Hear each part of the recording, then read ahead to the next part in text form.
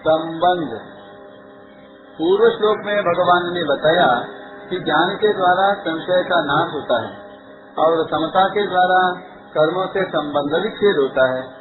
अब आगे के 42वें श्लोक में भगवान ज्ञान के द्वारा अपने संशय का नाश करके समता में स्थित होने के लिए अर्जुन को आज्ञा देते हैं।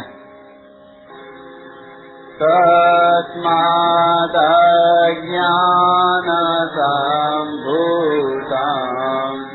हृत्स्थं ज्ञानात्मनः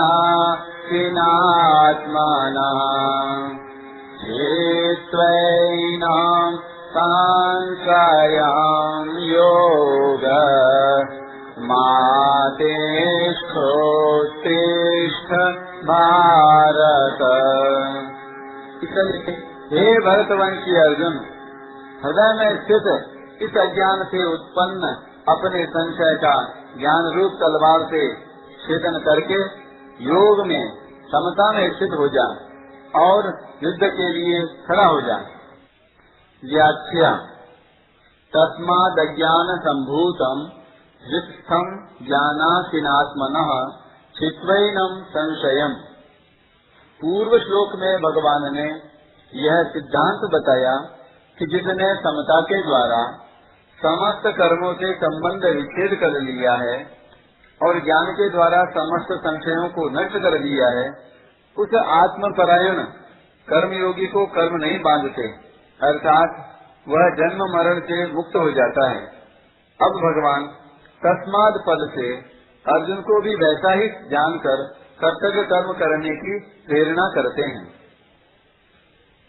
अर्जुन के हृदय में संशय था, युद्ध रूप घोर कर्म से मेरा कल्याण कैसे होगा और कल्याण के लिए मैं कर्मयोग का अनुष्ठान करूं अथवा ज्ञान योग का।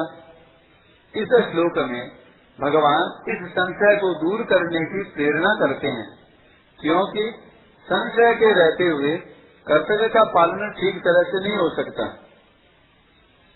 अज्ञान संभूतम पद का भाव है कि सब संशय अज्ञान से अर्थात कर्मों के और योग के तत्व को ठीक ठीक न समझने से ही उत्पन्न होते हैं। क्रियाओं और पदार्थों को अपना और अपने लिए मानना ही अज्ञान है। यह अज्ञान जब तक रहता है तब तक अंतःकरण में संशय रहते हैं, क्योंकि क्रियाएं और पदार्थ विनाशी हैं और स्वरूप अविनाशी है। तीसरे अध्याय में कर्मयोग का आचरण करने की और इस चौथे अध्याय में कर्मयोग को तत्व से जानने की बात विशेष रूप से आई है, कारण कि कर्म करने के साथ साथ कर्म को जानने की भी बहुत आवश्यकता है। ठीक ठीक जाने बिना कोई भी कर्म बढ़िया रीति से नहीं होता। इसके सिवाय अच्छी तरह जानकर कर्म करने से जो कर्म बांधने वाले होते हैं वे ही कर्म मुक्त करने वाले हो जाते हैं।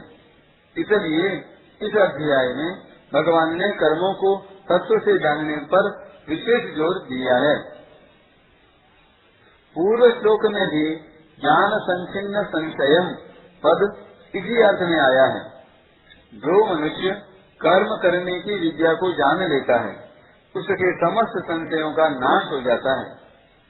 कर्म करने की विद्या है, अपने लिए कुछ करना ही नहीं है। योग मातिष्ठोत्तिष्ठ भारत। अर्जुन अपने धनुष बाण का त्याग करके रथ के मध्य भाग में बैठ गए थे। उन्होंने भगवान से साफ कह दिया था कि मैं युद्ध नहीं करूंगा, न योत्स्ये। यहाँ भगवान अर्जुन को योग में स्थित होकर युद्ध के लिए खड़े हो जाने की आज्ञा देते हैं। यही बात भगवान ने दूसरे अध्याय के 48वें श्लोक में योगस्थः कुरु कर्माणि, योग में स्थित होकर कर्तव्य कर्म कर पदों से भी कही थी। योग का अर्थ समता है, समत्वम योग उच्यते। अर्जुन युद्ध को पाप समझते थे, इसलिए भगवान अर्जुन को समता में स्थित होकर युद्ध करने की आज्ञा देते हैं, क्योंकि समता में स्थित होकर युद्ध करने से पाप नहीं लगता। इसलिए समता में स्थित होकर कर्तव्य कर्म करना ही कर्म बंधन से छूटने का उपाय है। संसार में रात दिन अनेक कर्म होते रहते हैं, पर उन कर्मों में राग द्वेष न होने से हम संसार के उन कर्मों से बंधते नहीं, प्रत्युत निर्लिप्त रहते हैं। जिन कर्मों में हमारा राग या द्वेष हो जाता है उन्हीं कर्मों से हम बंधते हैं, कारण कि राग या द्वेष से कर्मों के साथ अपना संबंध जुड़ जाता है।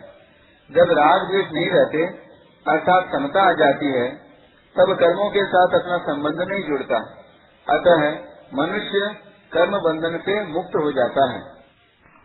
अपने स्वरूप को देखें तो उसमें समता स्वतः सिद्ध है। विचार करें कि प्रत्येक कर्म का आरंभ होता है और समाप्ति होती है। उन कर्मों का फल भी आदि और अंत वाला होता है, परंतु स्वरूप निरंतर ज्यों का त्यों रहता है। कर्म और फल अनेक होते हैं, पर स्वरूप एक ही रहता है। अतः कोई भी कर्म अपने लिए न करने से और किसी भी पदार्थ को अपना और अपने लिए न मानने से जब क्रिया पदार्थ रूप संसार से सर्वथा संबंध विच्छेद हो जाता है, तब स्वतः सिद्ध समता का अपने आप अनुभव हो जाता है। ओम तत्सदिति श्रीमद्भगवद्गीतासूपनिषत्सु ब्रह्म विद्यायां योग शास्त्रे श्री कृष्णार्जुन संवादे ज्ञान कर्म संन्यास योगो नाम चतुर्थोऽध्यायः। इस प्रकार ओम तत् सत इन भगवान नामों के उच्चारण पूर्वक ब्रह्म विद्या और योग शास्त्रमय श्रीमद् भगवद गीतोपनिषद रूप श्री कृष्णार्जुन संवाद में ज्ञान कर्म संन्यास योग नामक चौथा अध्याय पूर्ण हुआ। तत्व ज्ञान की प्राप्ति के लिए कर्मयोग और सांख्य योग का वर्णन होने से इस चौथे अध्याय का नाम ज्ञान कर्म संन्यास योग है। चौथे अध्याय के पद अक्षर और उवाच। इस अध्याय में अथ चतुर्थोऽध्याय के 3, अर्जुन उवाच आदि पदों के 6, श्लोकों के 511 और पुष्पिका के 13 पद हैं। इस प्रकार संपूर्ण पदों का योग 533 है।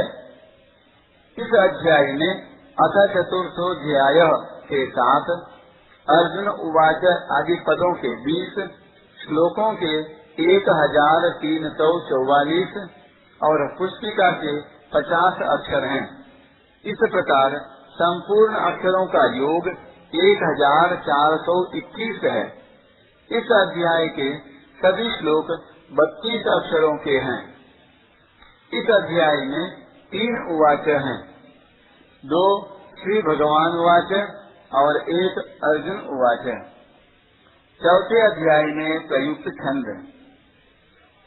इस अध्याय के 42 श्लोकों में से 31वें और 38वें श्लोक के प्रथम चरण में तथा दूसरे 10वें 13वें और 40वें श्लोक के तृतीय चरण में नगण प्रयुक्त होने से न विपुला, छठे श्लोक के प्रथम चरण में रगण प्रयुक्त होने से र विपुला और 24वें श्लोक के प्रथम चरण में तथा 30वें श्लोक के तृतीय चरण में भगण प्रयुक्त होने से भ विपुला संज्ञा वाले छंद हैं।